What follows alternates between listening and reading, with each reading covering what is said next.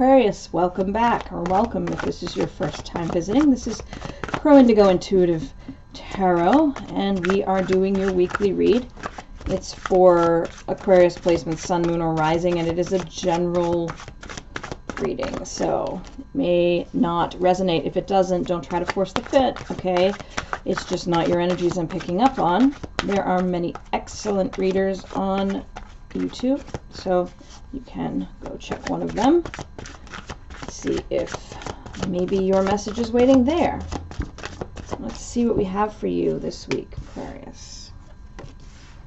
I go with 4 cards this week.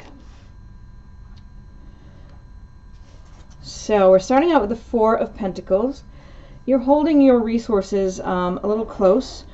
You're maybe, just being a little conservative with your money, with your time. Sorry, let's see if we can fix that glare a little bit. Yeah.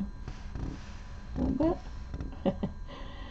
My camera has a bit of a lag, so I'm just trying to get rid of the glare for you so you can see all your cards.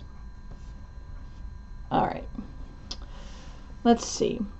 Where were we? Yes, so you have resources. You have a good number of them, but you're just being a little conservative about how you give them away or how you spend your money, where you put your time. You're just in a space where you find that it is wise to keep something in reserve, right? Make sure there's some money in the bank account, in the savings account. Make sure you're getting enough sleep at night. Make sure that you are not overextending yourself and overscheduling. Things seem to be moving along well. You've got the 6 of Swords here, which indicates to me you're moving into smoother waters. Things may have been a little rocky in the recent past, but you are headed toward a nice calm future. Something where there's a little less conflict, a little less noise, maybe a little less stressful. The Page of Cups is quite a nice energy to walk into this week. It gives me a sense that you are dreaming, you're thinking about big projects, or you're really, I don't know, spending a lot of time in a dreamy, emotional state where you're considering anything is possible. You're letting yourself dream big dreams. You're maybe starting just a little bit to make some plans, but you're more focused on kind of the whimsical aspects of life. The parts that are not mundane, the parts that are not practical day-to-day stuff. You're more excited about giving birth to something new. And by that I mean in a creative sense, though I suppose it could be a child. You could be dreaming of having a child, becoming a parent. That's not the main read I sense here.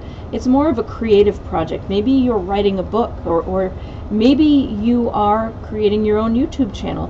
Maybe you have always wanted to sew a quilt, and you're dreaming of that. And I guess I think of that because of the patterning in the background here. Maybe that's why it came to mind. I don't suppose there are many of you actually who out there that do quilt, though I know there is a thriving subculture of quilters. Maybe it's you. The 9 of Wands tells me that you're resilient,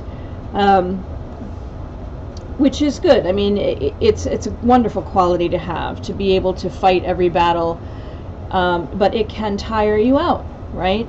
So this may be a caution to you that this may be where you were, and this is where you are, and you need to be a little careful as you're dreaming your big dreams, as you're thinking about what you want to do next creatively, that you don't overextend yourself again, right? Because you don't want to end up in this space where you're fighting battle after battle. You'll do it if you need to. You are absolutely capable. But there is a promise here of you being able to move into a calmer space. And that calmer space is what lets you dream, because you're not constantly in fight or flight. You're not constantly dealing with a crisis. That's when your mind can say, okay, basic needs are on autopilot. I have space, I have energy, I have the bandwidth now to dream big dreams.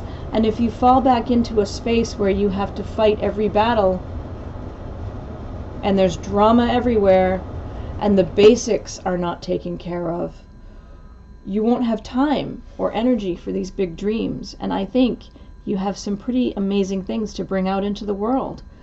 But yeah, I think this is just showing up as a caution that, you know, we can get addicted to busy. We can get addicted to problem solving. Some of us can take on other people as projects. We start to devote all of our time and energy to them and none to us and our dreams. So I think it's a caution. And 2, it's a reminder that you can go back there anytime you want. You got it. You're a fighter. You can absolutely do that. You can face every challenge with the best of them. But you don't have to right now. Excuse me. So maybe just enjoy that rest. Maybe enjoy the dreaming, because that would be quite a nice way to spend a week, I would think. Sorry, I had to get some water.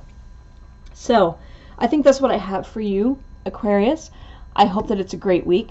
Thank you so much for the likes, shares, and subscribes. I really appreciate your support of the channel so much. We've gone over 200 subscribers, which to me is phenomenal. I know it's tiny compared to some other YouTube hosts, but I don't know. It kind of blows my mind a little bit. So thank you for your support. I really do appreciate it.